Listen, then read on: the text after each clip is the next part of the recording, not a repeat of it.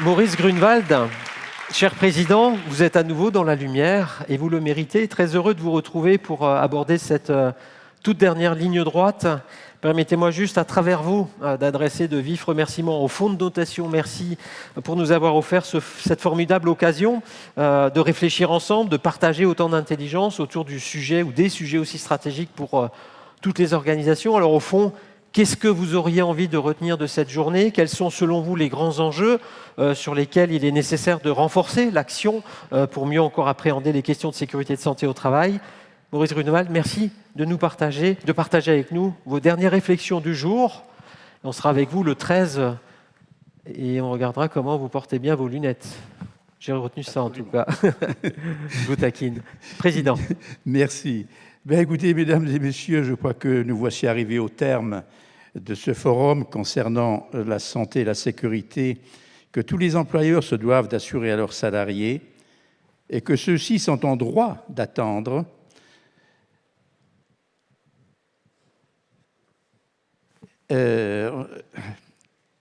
Nous voici donc mieux informés désormais sur les dispositions législatives et réglementaires qui régissent les conditions d'exécution du travail, sur les mesures et les dispositions que doivent prendre les employeurs pour éviter toute altération de la santé et de leurs salariés, et sur l'intérêt de tous, acteurs au travail et leur environnement, aussi bien civil et sociétal, à voir ainsi maintenir la santé de chacun.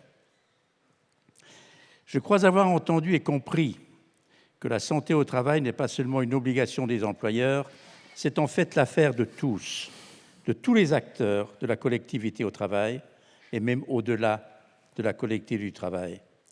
Le constat des risques, l'examen des ressources, les solutions aux problèmes rencontrés sont à rechercher en partenariat avec l'ensemble des acteurs en présence. Une démarche commune, constante et proactive est une condition du maintien, voire de l'amélioration d'un bon environnement de sécurité au travail. Je voudrais dire que, je ne l'ai pas préparé, mais je l'ajoute si vous le permettez. Parlez avec votre cœur.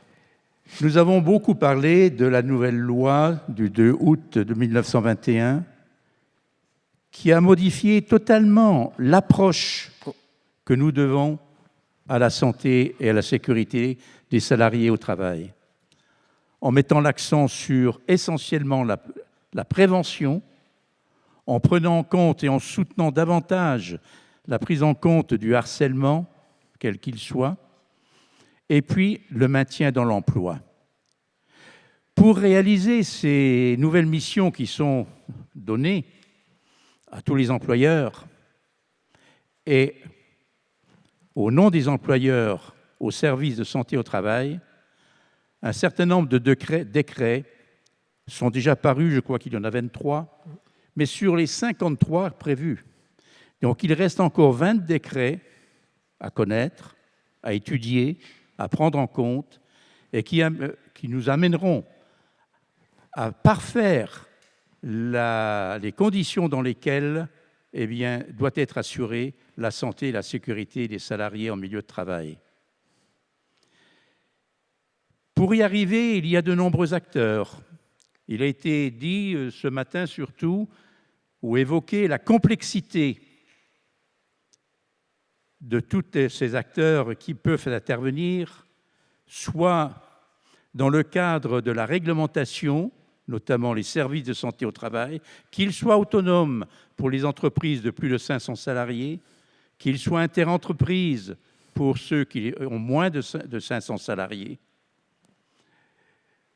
Et il est évident que l'appel que je ferai ou l'enseignement que j'en retire, en rappelant d'ailleurs la cible qui était la nôtre pour organiser ce colloque, c'est de mieux informer, de sensibiliser, de motiver tous ceux qui ont en charge, directement ou indirectement, la santé et la sécurité des salariés et des travailleurs, hommes et femmes, dans cet environnement de travail.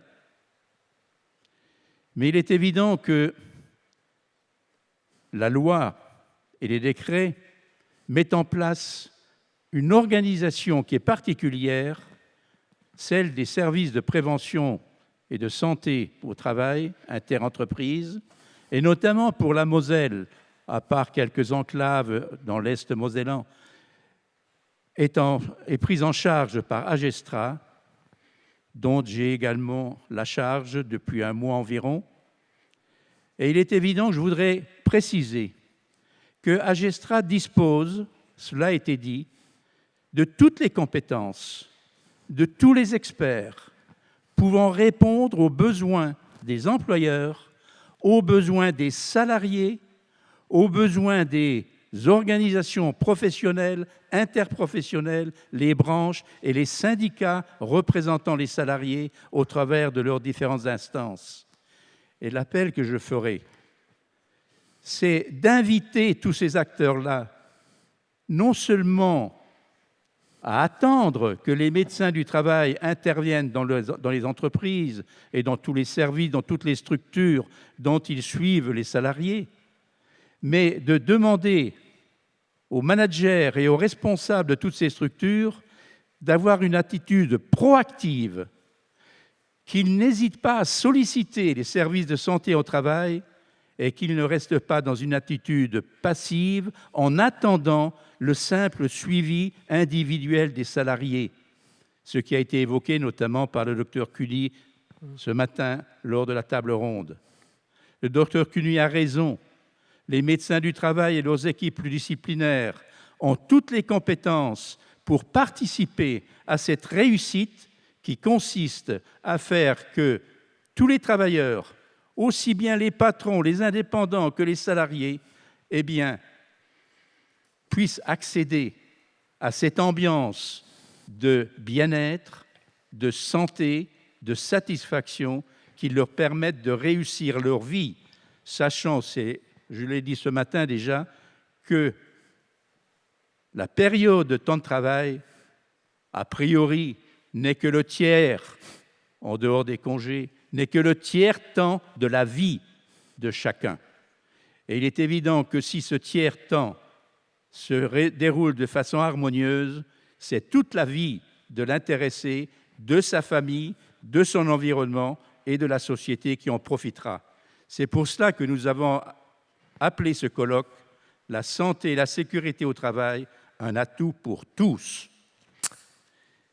Permettez-moi également, je voudrais terminer par cela, il me reste à adresser mes remerciements les plus vifs à tous ceux qui ont contribué à réaliser ce colloque et participé à sa réussite. Et vous êtes nombreux. Je veux m'adresser d'abord à celui qui en a eu l'idée, Maître Xavier Yorum. C'est lui qui a eu l'idée, qui nous l'a proposée, nous l'avons partagée et nous avons ensemble réalisé cette organisation. Merci Xavier. Puis à tous les intervenants qui ont su, dans un temps parcimonieusement mesuré par le meneur de jeu, pas tout à fait, à ce dernier lui-même, et à ceux qui, dans l'ombre, ont assuré l'accueil et la technique et le bon fonctionnement du déroulement de la journée. Merci aussi aux collaborateurs du Fonds de dotation Merci pour la bonne organisation de cette journée. Et à vous tous, mesdames et messieurs, merci pour votre présence, votre grande écoute. Merci d'avoir été là.